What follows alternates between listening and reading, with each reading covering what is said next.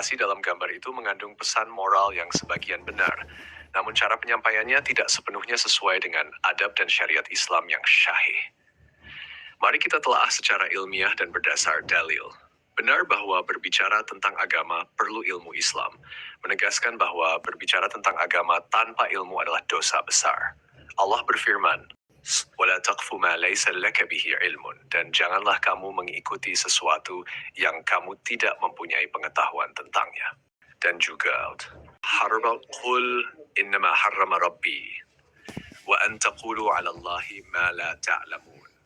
Katakanlah, Tuhanku hanya mengharamkan dan mengharam kamu mengatakan terhadap Allah apa yang tidak kamu ketahui.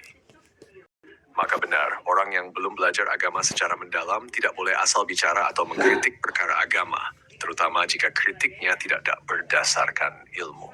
Nomor 2, namun kritik terhadap ulama boleh jika dengan adab dan ilmu. Dalam Islam, ulama tidak maksum, tidak suci dari kesalahan. Mereka bisa dikritik asal dengan adab dan dalil, bukan dengan hawa nafsu. Imam Malik rahimahullah berkata, setiap orang bisa diambil dan ditolak pendapatnya, kecuali penghuni kubur ini. Jadi, mengkritik ulama atau kiai tidak dilarang, selama dilakukan dengan niat mencari kebenaran, bukan menghina, dengan ilmu dan bukti dalil yang sahih, dan dengan adab serta rasa hormat.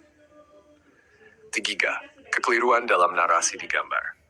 Narasi ini meskipun maksudnya baik menegur orang agar tidak asal bicara tentang agama, namun mengandung kata-kata merendahkan, tak mau kelihatan bodohnya dirimu yang tidak sesuai dengan akhlak Islam.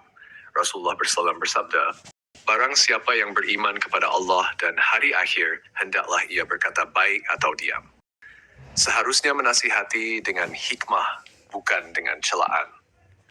Serulah manusia kepada jalan Tuhanmu dengan hikmah dan pelajaran yang baik. Kesimpulan benar, orang yang belum paham agama sebaiknya tidak berbicara seenaknya dalam urusan agama. Menghormati ulama dan kiai adalah kewajiban.